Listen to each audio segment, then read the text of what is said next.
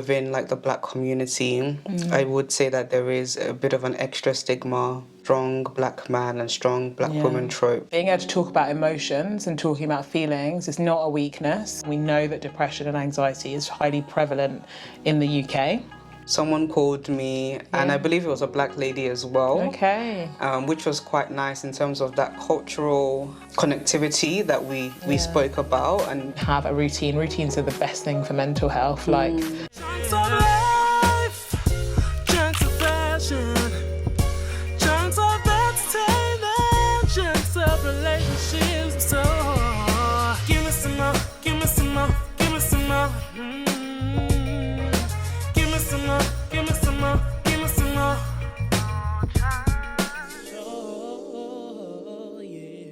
hi guys, welcome to the Mo Chunk Show, where we inspire and educate you to live well and thrive in your faith, career and relationships through conversations, events and so much more.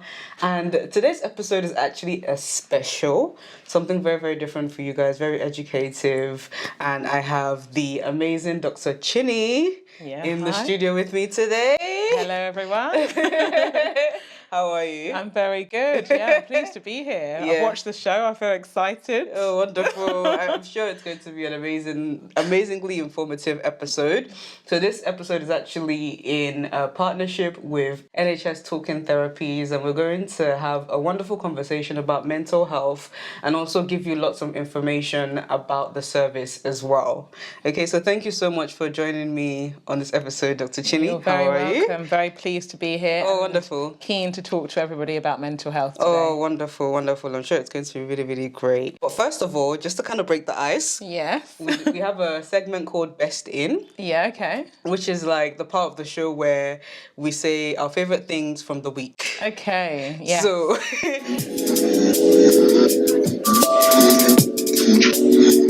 Do you have anything that you've really liked from the week that you'd like to share with us? Do you know what? I will say that this week's been really nice because I've had like a combination. It's been really busy work-wise, but I've had a combination of like having really good contact with some friends. So I went for dinner with friends last night. Nice. I've got plans this weekend with friends, and I just feel like that for me, that social connection gives me energy and really restorative on a week when I've been really like, busy with work. And so I feel like, that's been a highlight of my week so far. Nice. And I'm looking forward to more this weekend. Oh, yes, you've got some plans this weekend as well. So best in friendship. Yeah. My best in, I think this week I've really come to find a balance in my routine. Okay. So I've been trying to create my morning routine, evening routine. Like when you get into this world of adulting, it's really best for you to try and create systems around your life, the things you love, leisure, hobbies, work, everything. So important. So I think this week I really beginning of the year started off slow, then got really busy. So I wasn't able to really get into a good routine. You have an amazing hairline, by the way. So beautiful. My square hairline. Literally, when I was younger, I used to hate this, but thank you very much. Oh my God. Very, very full. But anyway, so January, February's been quite busy, but then this last week, I really got to decide, okay, what do I want to move around from the morning to the evening? Okay. So one of my non-negotiables with myself, for example, is movement every morning. Yes. And if I can't do it in the morning, at least I'll go at lunchtime. What kind of movement are we talking about? 30 minutes walking. At least. Walking is something that I've been able to keep consistent with. Yeah. Every time, every new year we kid ourselves, we're going to go to the gym. Don't do it. I mean, do go to the gym. But any movement is good. So actually, just fitting it into your day and routine is so important. I think that sounds amazing. Yeah. You've done so well. It's only mid-Feb, and literally you have walking is one thing I've been able to keep consistent with. The only time I've been consistent with the gym is when my brother used to drive me to the gym in the morning. Yeah. We live quite far from the gym as well now. So I just know I won't commit if it's inconvenient for me. Yeah, it has to be part of your routine. Exactly. And you've found a way to do it. Exactly. Sounds good. So I'm really proud of myself. So best in routine. Best in routine. I like it. That's been the highlight of my week. I'm going to work on that for next week, to be honest, because I feel like there's some routines that I would like to put in place. I've made some New Year resolutions. Nice. And I think I need to already go back to them and check them out again. Right, yeah. But I like this. Awesome. Walking. It's easy. Yeah, You don't need anything. Exactly. You just put your two shoes legs on and go. Exactly. Yeah.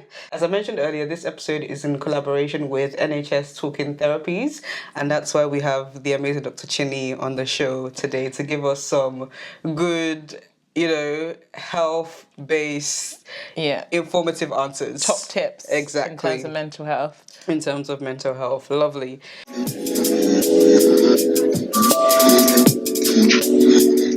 Would you like to introduce yourself and what you do? So my name's Dr. Chinny Eziefula.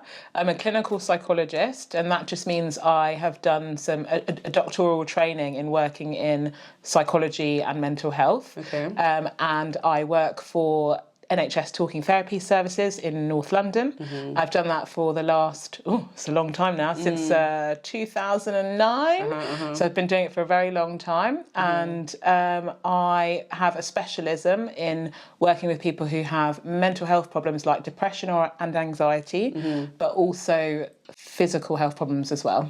So very nice. I've worked with people from like across the board. Because working in London, it's really diverse, rich, population. So I work with people from all different strands of life. And I guess I'm here today to think with you about particular communities who do not quite access mental health services, and to really stress the importance of it and just how free and available it is, really. Yeah, thank you so much. And how long have you been a therapist, and why did you go into this? Okay, so I've been a therapist since 2012. I qualified in 2012, so now that's 12 years. Nice. Long time. Wow, more than a decade. Yeah, I mean, I know. When I meet my friends who I trained with, we're always like, whoa, where's the time gone? But I've been doing it since then. And the reason I went into it is because I think naturally I'm someone who, I do enjoy talking to people, I enjoy socialising, but I also found that my friends were often talking to me about their difficulties, and I think I kind of found it quite helpful to be in that position of being a helper or thinking about how to help people with problems and problem solving a bit with people. And also I then looked into sort of careers and what I could do that was linked to my strengths, and I found out about psychology, and that you could, as you know, in Nigerian culture, my parents were like, we need to have someone in the family who's a doctor. Right. So actually I found out, you can be a doctor and you can also do mental health work, and so I went down that route. And also you're actually a doctor as well, and then you specialise in clinical psychology. Yeah, so the training is a doctoral traiing, so you become a doctor. So I'm not a medical doctor, so I can't help you with blood and things like this. Right. That's not my expertise. But I am a doctor in mental health, and the training I did allows you to have that title, but also do meaningful work with people around mental health and well-being. And that brings me quite a lot of joy, but also I feel quite humbled because I get to meet people from all walks of life, and I learn a lot from people who I meet about how they cope with challenges. So I really enjoy it, basically. And I'm just lucky I found a job that has meaning, but also I can also please my parents, and there has a doctor element to it as well. Finding a good balance. Yeah, they're very happy. Wonderful. Love it. So, in your opinion, what does good mental health look like? Okay, I think that's a really important question. I would say good mental health to me is when you're paying attention to your mental health, like you check in with yourself regularly. There's different ways to do that, but also making sure that you have people around you in a community, and that you can ask for help when you need to, that you have good routines, like you were saying earlier on, that mean that you have connection with pleasurable things in life, as well as the things that are necessary and the things that are routine, and that you lead a life that is connected to your values and what matters to you, so that you feel like every day there's something that you're doing that lights you up a little bit. To me, that's good mental health, and everybody has mental health. If you have a mind and a brain and you're human, you have mental health, and it's really important to pay attention to that, so that you are moving in a direction that helps you to feel fulfilled in your life. So awesome. Thank you so much for that. I think it's always good to establish what the baseline looks like, or what it looks like when everything is in a nice balance and equilibrium in terms of mental health. So that's like what good mental health looks like. Conversely, what does it look like when somebody is struggling with their mental health? I think really good to sort of highlight the difference. So I think that we can all strive for the kind of the balance. Obviously, not everyone that doesn't always happen all the time. So when people are struggling, it might be that you might notice people are distancing themselves from friends, family. You might notice yourself feeling a bit like, oh, I don't really want to do this, feeling a bit demotivated. There's certain categories that I work with, so for example, depression and anxiety, and how to notice that. Like there's particular symptoms we'd be looking out for, which would be if you're having lots of negative thoughts about yourself, like critical thoughts about yourself, not feeling good enough, feeling like that you lack purpose and meaning, having feelings like not being motivated, like I was saying earlier on, struggling with sleep is often a big signal, like sleeping too much or not sleeping enough. Okay. Also, if you're not eating well, but that's a change, from marked change, like you either eating lots or you're not eating very much, you've lost your appetite. So things like that can sometimes be a signal that there might be something not quite right and that isn't balanced and that needs addressing. If people are feeling anxious, that's a slightly different presentation. Someone who's depressed might feel like really low and like not feel like they're connecting to things, not doing things. It's more of a reduced activity type of presentation in terms of mental health. Okay. Anxiety is more elevated, so you might be like feeling like, you know, you've got constantly thinking about things all the time, you're worrying about stresses all the time and you can't stop doing that, or you feel like really worried about being in certain situations. There's different types of anxiety problems. Some people have phobias or worries about being in social situations. They feel like they can't do that anymore, so they avoid it, or they do it, but they do it and they're feeling really awful while they're there. So there's different types of problems. And I think it's just about noticing if you feel like there's been a marked change in your behaviour and you don't feel balanced, you don't feel good, something doesn't quite feel right. And you'll know when your mental health is not like quite right. And the key thing is to know that if that's the case, it's very common because we live in a very busy world, it's very stressful, we can't be happy all the time. There's help out there, and that's the key thing to know, that you don't have to deal with that alone. And I think often what people do is they struggle alone quite a lot, trying to figure that out, trying to work out what's going on, and then they don't necessarily ask for help. And that's the big part that I think, I mean, I'm here to talk about today. Yeah, that hopefully we can guide people in the right direction. Yeah, absolutely. Awesome. Thank you so much for highlighting that. Obviously, mental health takes on different forms, and if we were to sit here and talk about every single type of, you know, mental health struggle, would be here all day. Yeah. Or it might take some time, rather, but it's good that you highlighted like a marked difference in like usual behaviors, routines, patterns, that kind of thing. Does it ever present in a sense of, you know, I heard about things like high functioning. So, you know, you mentioned that there might be a marked difference, but does it ever present in a sense of people still act exactly the same, absolutely, but they're really struggling behind closed doors? Yeah, that's such a good question, Mo. So people, because mental health, there's such stigma around mental health, like people find that difficult to talk about. You know, classic thing, someone will say, oh, how are you? Like classic question. Yeah, I'm fine. Yeah, I'm fine. So people can mask how they feel. Right. So they might appear on the outside to be doing really well. Usually that person will know on the inside that something's not right, that they're working really hard to not let people see that they're struggling. And actually, all of those changes I talked about, if you notice it in yourself, then that's a sign that there's something going on. Other people might find it hard to pick up if there is that mask, because people might not see the change, or they might not notice the change very much, and it's more of an internal shift for people. And I think that's something that just, I guess it's quite good to highlight. If you even suspect that your friend is like gone a bit quiet or has ghosted on you a little bit, then it might be like, rather than just being like, oh, how are you? And they say, I'm fine, and you don't ask again. Actually ask properly, like, you know, dig deeper.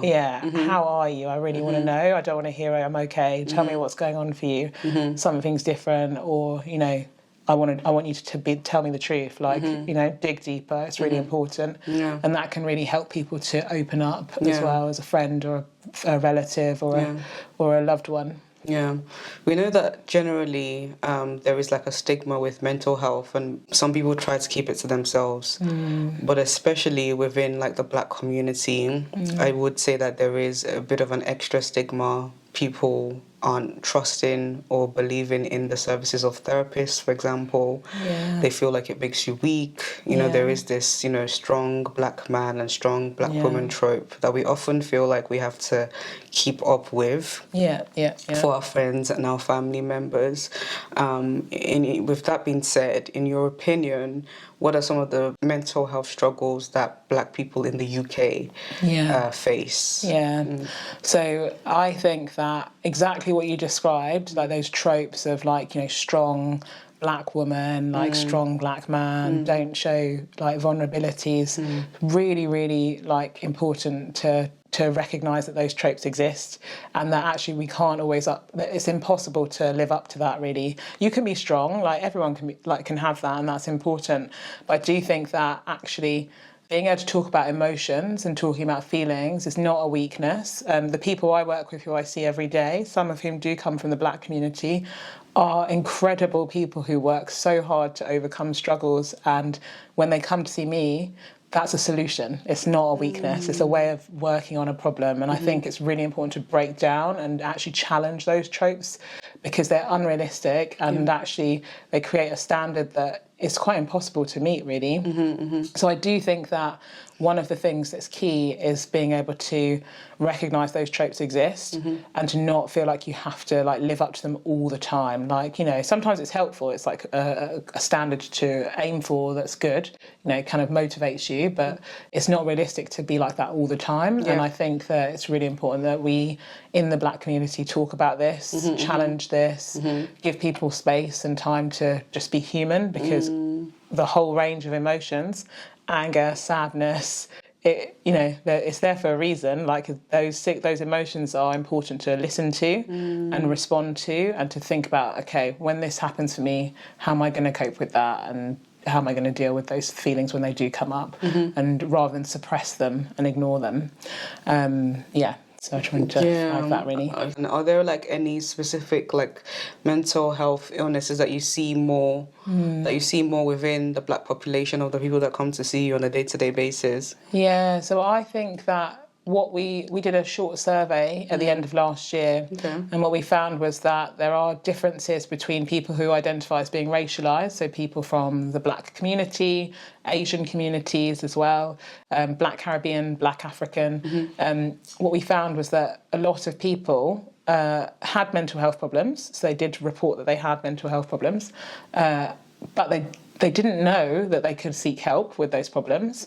And of the ones who did seek help, actually they found that the interventions that they were offered were really meaningful and made a difference, and they what we call recovered in terms of managing those symptoms as well. But one of the key things from that survey told us that people firstly didn't know that there were free talking therapies that existed.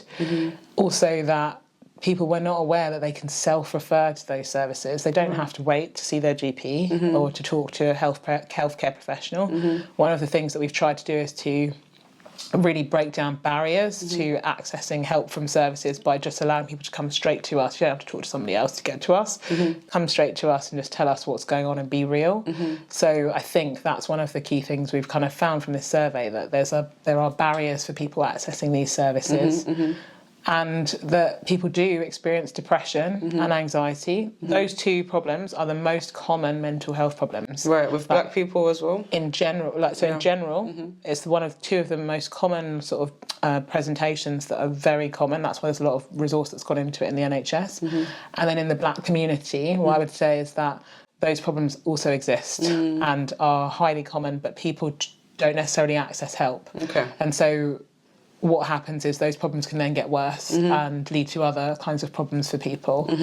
So we do still see people with depression, anxiety from the black community, and it's a problem, and I think it's about trying to make sure people access the services as quickly as they can. And I wanted to add, especially in the UK, people are dealing with lots of different layers here. I'm just going to name a couple. So, we talk a lot about minority stress. So the fact that you're from a minoritised group in the UK might mean that you are having to think about and deal with things that maybe other people who are not from racialised groups don't have to think about.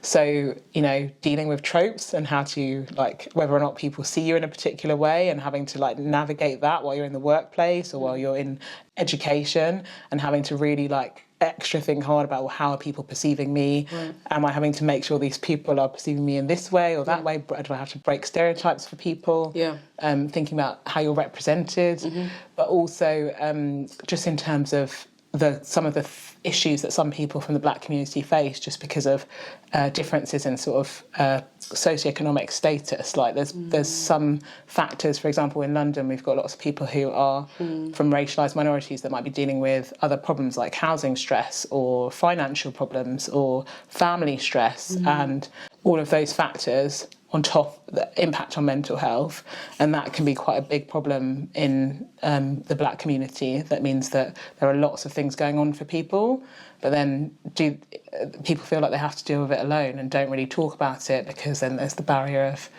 well, is talking about my mental health and showing that I'm struggling a weakness? And if that's there and then there's stress and you are struggling, it's the worst kind of combination. So it's kind of layer upon layer, and then it's exacerbating the situation as well. Yeah, absolutely. And you've kind of touched on it already, but I wanted to kind of ask, in your experience as a Black woman and as a therapist, what are some of the barriers that you see to Black people accessing services such as NHS Talking Therapies? Yeah, so I would say, like we've talked about, some of the barriers might be about how people perceive mental health.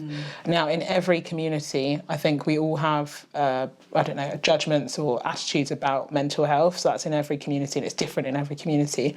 I think in the Black community, there's certain attitudes about, like, one, talking to people outside family or outside of friends that can maybe feel a bit uncomfortable and it's not the right thing to do. There's might be attitudes around that might stop people coming into services.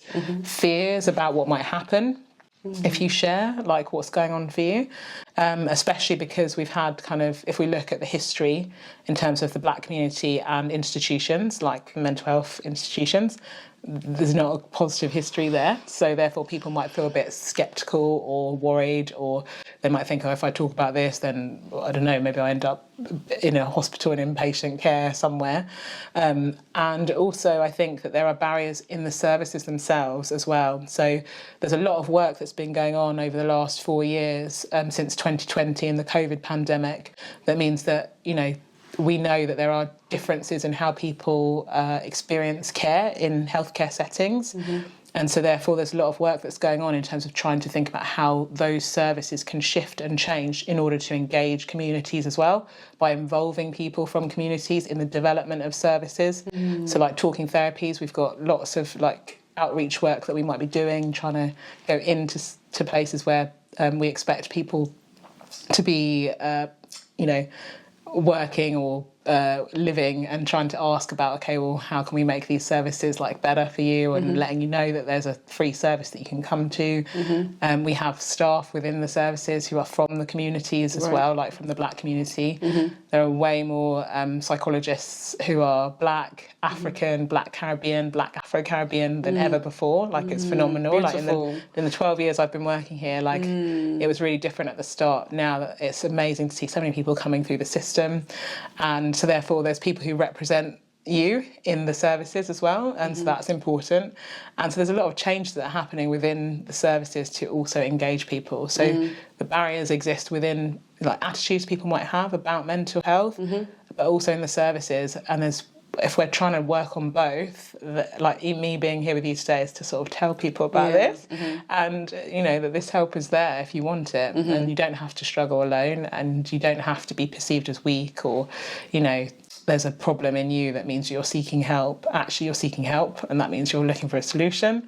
And that the services that are there they're trying to be as culturally aware as possible, and will hold in mind the factors that you might be facing as a Black person, coming to a mental health service. There's a lot there. There's a lot in that, and we're paying attention to that more than ever. Thank you for highlighting all the different factors that the NHS is taking into consideration in terms of the barriers that specifically Black people face in accessing mental health services.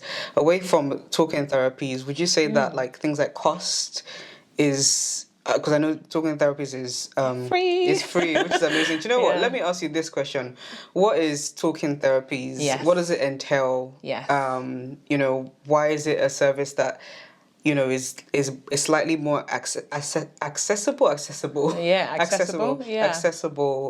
for the general population, of course, Black people as well. Yeah. In the UK. Let me just say to you, when you were saying accessible, our name has changed. We used to be called Improving Access to Psychological Therapies. Okay. Long name. Yeah.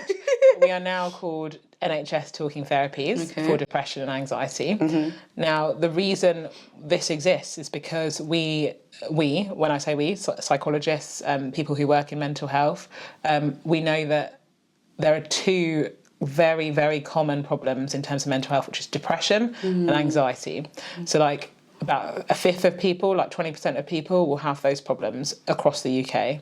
Those problems are heightened in the racialised communities, like the Black community, and therefore services are set up to try to access and provide help with those problems. And there's really good evidence-based treatments to help people with depression and anxiety. We know these treatments work.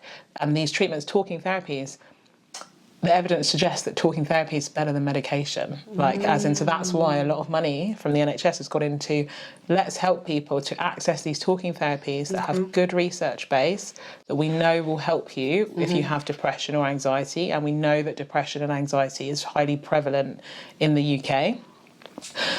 And the fact that these therapies are tailored for these particular problems. Okay. And so basically it's just really good knowledge and good common sense almost, like if you know that there's a problem and there's a solution to it, so let's put the solution in place and ensure that people access it. Yeah. And obviously behind that is the fact that if people don't treat their depression and anxiety, there's a cost to the society, I guess, in that, you know, people, if they're feeling really depressed, they might end up not going to work or not connecting with family, and then that might have knock-on effects in terms of society and the economy.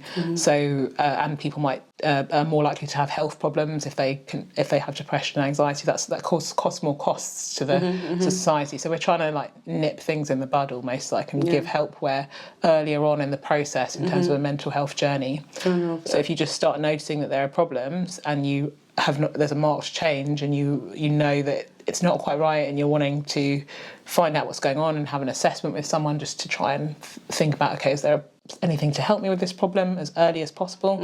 That's where we fit in. Yeah. So early intervention is kind of, prevention is better than when it becomes to like a very like high grade level. Yes. And you know that then goes on to cost the NHS more as well, I would imagine. Yeah. In the end, we'd have to treat at a higher level. Yeah. Whereas early intervention would have saved us from it getting to that place in the first place. So we've kind of mentioned broadly what talking therapies is, but what are the services that are in talking therapies that, you know, if someone was struggling with their mental health, where would they go? Where would they be, you know, transferred to? So I want to say a bit more about talking therapies and then where they would go. Okay. So with the talking therapies I was referring to before, we have very specific types of therapy that is talking therapy that's offered for depression, but then also the different types of anxiety disorder. I'm just going to name some of them so that just in case people resonate with this. So we have talking therapies for different anxiety disorders, including people who might have problems with panic. So that might be, you might experience panic attacks. That means when you have a sudden kind of flow of physical sensations, like your heart beating really fast and you feel like you're going to die in the moment. Like, it's really scary when someone has a panic attack, and then that can come on really suddenly, unexpectedly. Like, so we treat that problem. We have therapies for obsessive compulsive disorder. So people might have heard of that. So where someone might get really caught up in feeling like they have to do something a certain number of times, or they're really worried about contamination or fear, and that's quite common, particularly after the pandemic and COVID, and they feel like they have to do certain things to try and manage that anxiety, so we treat that. We also treat people who might have trauma. So people will have heard of the term PTSD maybe, so post-traumatic stress disorder. That often happens if you've been in a situation where you've either been attacked, assaulted, or you've just been in a life-threatening situation, or you've witnessed it. and then you are left with ongoing kind of feeling frightened all the time, not being able to sleep, flashbacks, remembering, like having nightmares about what happened, we can treat that. We can also treat people who worry and who just worry a lot about lots of different things, and you just can't stop your thoughts about like all the things you have to do, things that you think are going to happen in the future, or things that you've done in the past, and it's just going on and on and on, going through your mind. So we treat that as well. So we treat lots of different problems, anxiety and depression, and we, in terms of where people can go to get that help, you can do it from your home. You just need to go on an internet website, nhs.uk/talk, and you would fill in a referral form just to say what the problems are. That's it. Click send. That's it. And then someone would call you back, usually quite quickly, usually could be within a week, within a couple of weeks, usually at the most. And then you would speak to someone over the phone about the problems, and then they would make a plan with you about what the treatment should be based on what you've shared with them. So you can just contact them that way. You can phone the services as well. So if you go to that same website that I mentioned before, that will be hopefully a link. I'll put it in the description. In the description.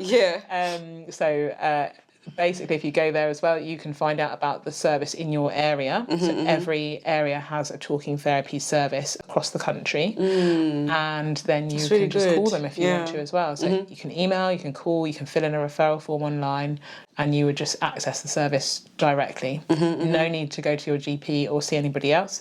If you want to talk to your GP, you can, and then your GP can make the referral for you as well. So there's different ways to do it, but it's so easy to access. And hopefully our name is more straightforward now as well. Just Talking Therapies. The link is straightforward as well. Yeah, exactly. You know, interestingly enough, I've actually used Talking Therapies as well. Okay. And I randomly found it at a time when I was going through something, and I really needed someone to talk to.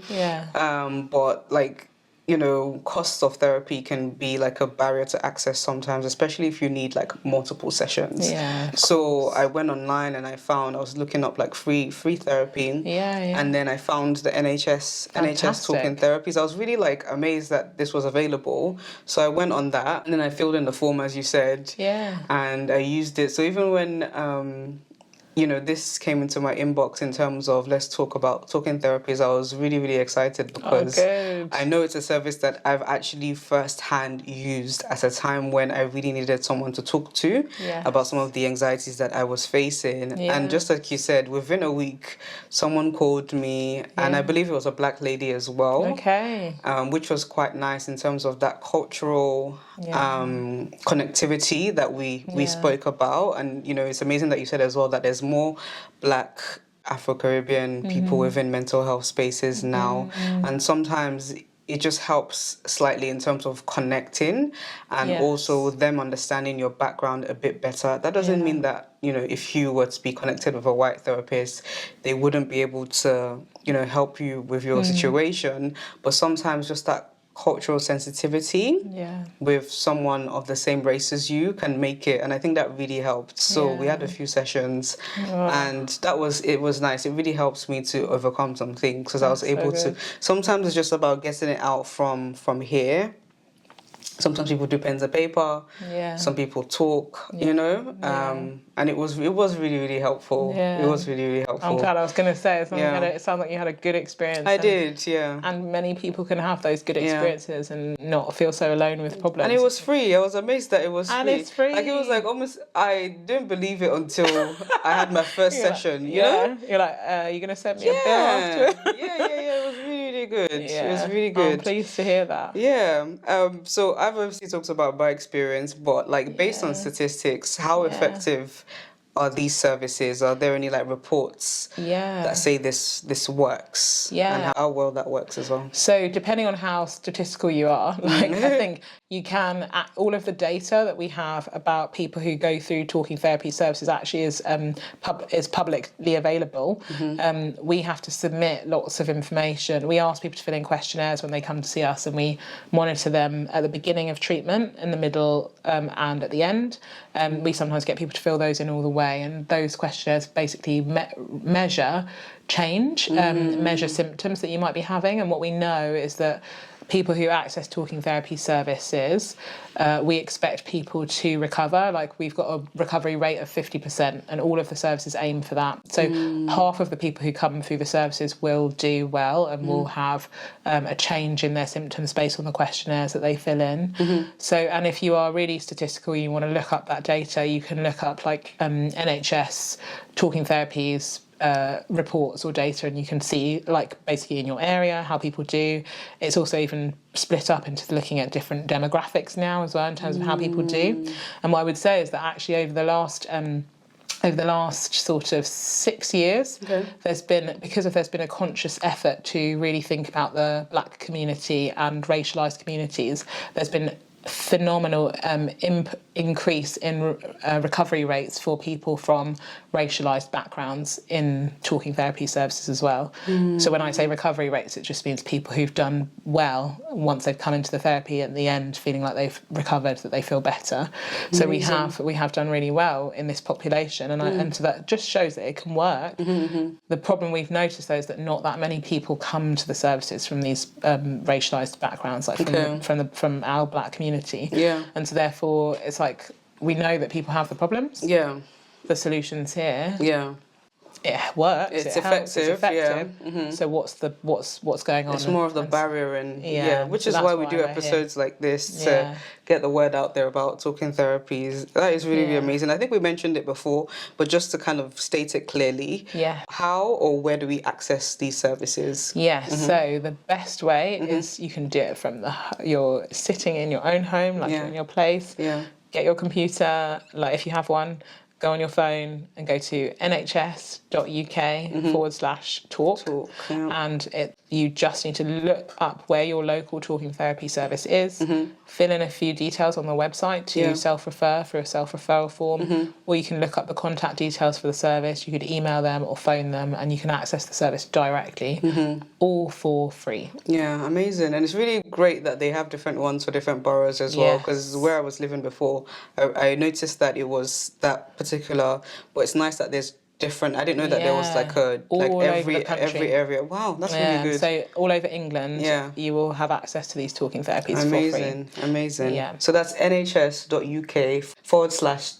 if you want to access NHS Talking Therapies. I want to ask you now, to where you're comfortable, what do you do to look after your mental health as a Black woman and as a therapist as well, clinical therapist? A really important question. Clinical psychologist. So like I was saying before, everyone has mental health. So when I think about my well-being and my mind and my body, I think some of the things I've done in the past is I've been really active in the past. I used to exercise quite a bit. I've reduced that now because of increasing demands on time, but I'm being active and moving every day is really important for me. The other thing is social connection and contact. So for me, I know that the people who bring me joy and positivity in my life and light me up are my family, my really good friends, and so having contact with them regularly is so important for my mental health. Even when I'm having a really awful day and I feel like, I've had a tough day, just need to retreat. Actually, just having some contact with some of these people brings me out of that, and I think that's really important and for my mental health. And also, I think just generally being able to stay connected to things that matter to you in your life. So I've talked about my family mattering to me, my friends, but there are other things that I know that bring me joy as well. So I really enjoy feeling like my mind is stimulated, so I enjoy that drive and achievement. So if I'm sort of doing well in work, or if I'm doing even if it's simple things like puzzles and crosswords, I really like that stuff. Bit of a geek, but so those things actually bring me joy. I love puzzles as well.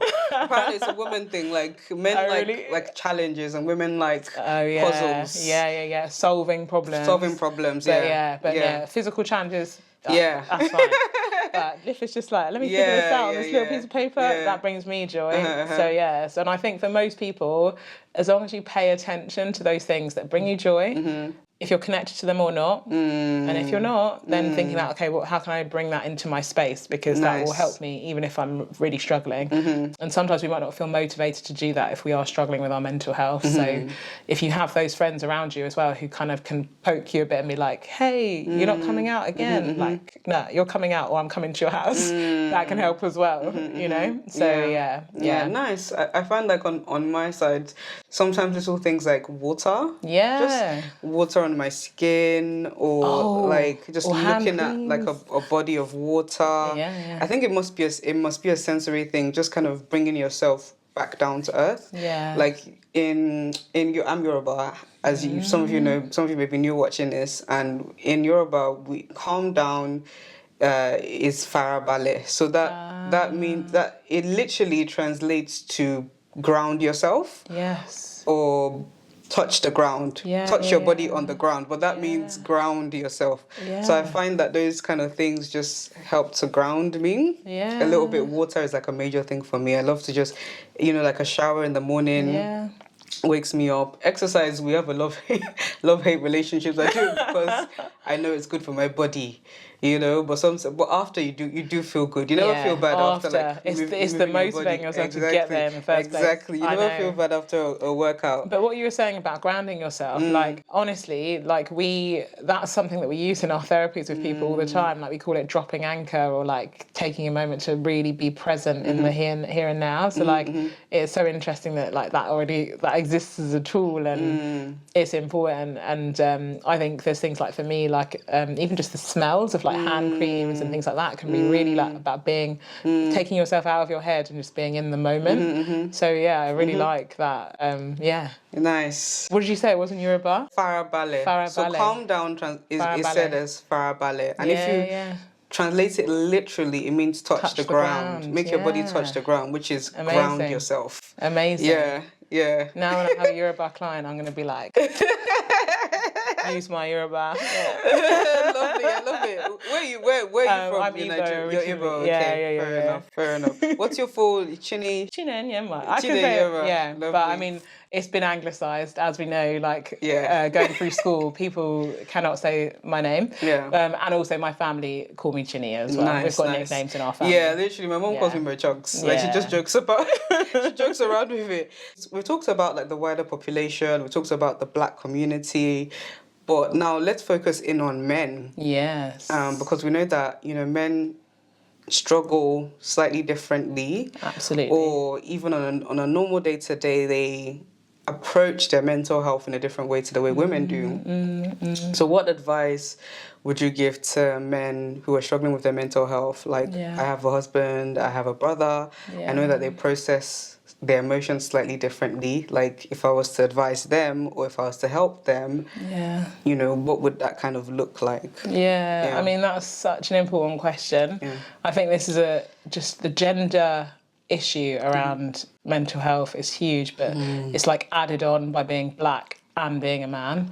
I think that one of the things that's probably some really good advice is that there's a lot out there in terms of like these talking therapies I'm referring to with you, is we have male therapists from the Black community who are there and want to support and talk to men about their struggles, because I think that men particularly struggle because, like we were saying earlier on, there's all of these kind of tropes or attitudes about, well, you have to live up to certain expectations, like you have to be strong, you have to be a provider, especially in our communities. I think we've got kind of quite like strong views about like what a Black man should be like or how they should present or how they should patriarchal and like holding everything for everyone all the time, and it's not realistic, like I was saying before. So I think one of the key things is just knowing that, one, you can say to people that it's normal to struggle or to have struggles or to have like emotions or to struggle with mental health at some point or another. And to use that as an opportunity to think about, okay, how can I get help with that? And these services exist to help people. I think it's a really important message to hold on to and to not forget. And as a loved one, like I've got a brother, I've my dad, my brother, my partner, like it would be about really talking to them about like okay, listen, if you're not okay, I need to know, and you need to get help with it, and it's okay. Like making it okay for that person to sort of share with you if they can, and to try and get help if they need it. Yeah. Do you feel like men struggle to open up to women, or struggle more to open up to women as opposed to their counterparts? Like the men in their lives. Such a good question. Because even within their circles as well, sometimes it feels like men just joke around all the time. Yes. I know there are like groups of people that talk, but I don't think I think talking, based on how we've been socialized and everything, it's been, women have been read that it's okay to talk. Yeah. But I don't think men have had that privilege. Yeah. So I think sometimes the women that have, men in their lives, they're like, okay, we know what we can do to help, but will it be received? Yeah, it's a good point. I think in my experience, I've found that when talking to women about mental health, it can vary amongst men. Like some people might find it easier to talk to a woman. Some because then they might feel less judged by a peer. Others might find it easier to talk with guy friends, but at a certain level, like maybe not. It might not go super deep. It might be like actually I've had a really tough day, like or this or that. There's a campaign that we did locally in our area in Camden and Islington mostly, where the Talking Therapies services worked with barbershops in Islington, and they were going into barbershops and sort of talking to barbers about how to talk about mental health with guys, because like the way that you might talk about it might be different man to man, but you're still naming problems. So you're not. So for example, if you imagine like a guy like saying that they're struggling with something and then sort of crying, that might not feel like something you're used to seeing necessarily, like just between another guy talking to another guy. Yeah. But maybe there's ways of talking about mental health to help people still get the information about where they can go to share or talk about those feelings, but it might not be. Might be harder to do it like man to man, like really like expressing yourself in that way. But there's lots of support for people, and there's different kind of initiatives that have been put in place across the country about how to try and help men talk. I've got a colleague who's been doing lots of real men talk campaigns, and like actually doing events for black men to go and talk about mental health and learn about mental health, because it's so important, and it's been really well received as well. We've spoken specifically about like men and how they approach their mental health, but generally, like, what tips would you say, like, if I noticed or anybody watching noticed their friend, loved one struggling with their mental health, what tips would you give them in terms of how to approach it? Good question. So I think the main tips would be pay attention to your mental health.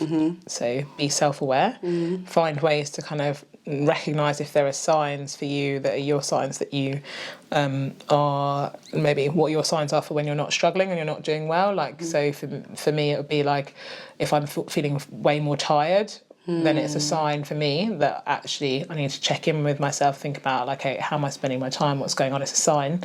So like figure out and like be self-aware and not notice what your signs are for like if you're struggling. Communicate about those signs with friends or people around you who can also help you to try and like put things in place that might help you. Key thing is routines that we were talking about earlier on. It's really good to have important ways that you can have a routine. Routines are the best thing for mental health. Like we have them from the day that we're like almost like the day we're born. We have a routine like feeding schedule when you're a baby. Like routines are so important for well-being and for looking after yourself and comfort, and it's just what we're used to as human beings. And then also just making sure that you're connecting to things that light you up and that make you feel good about yourself, that are meaningful, that are linked to things that are important in your life, and having some contact with that in some way every day if you can.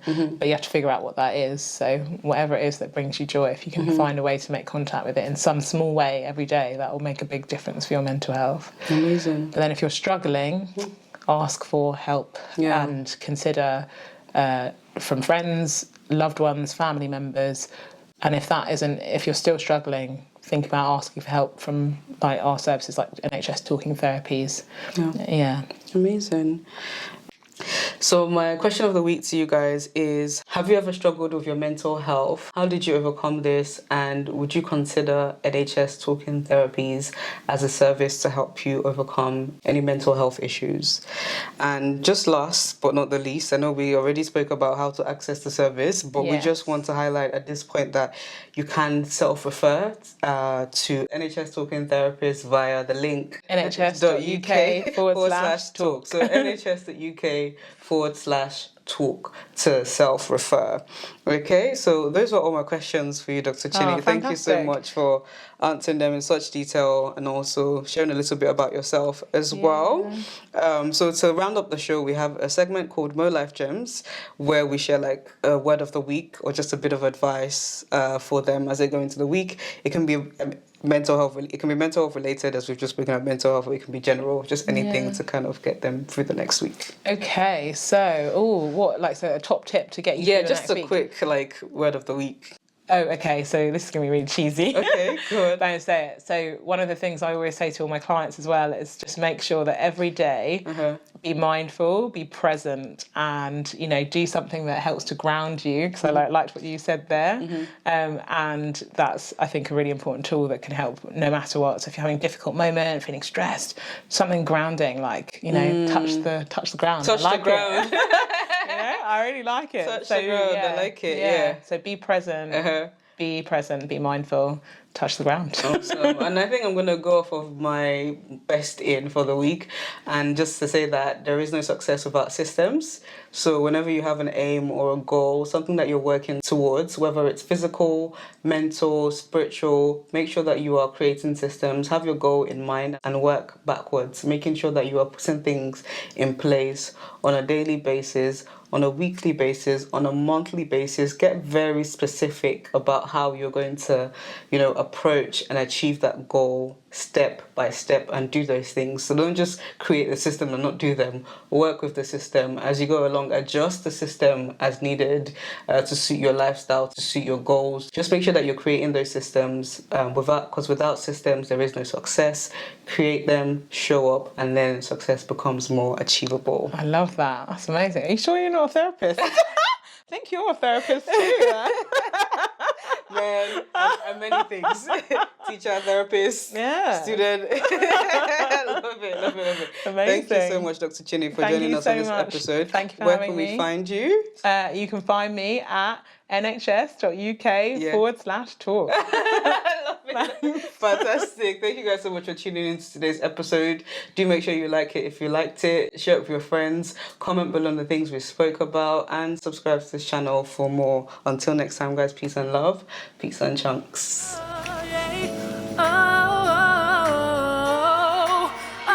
Chunks of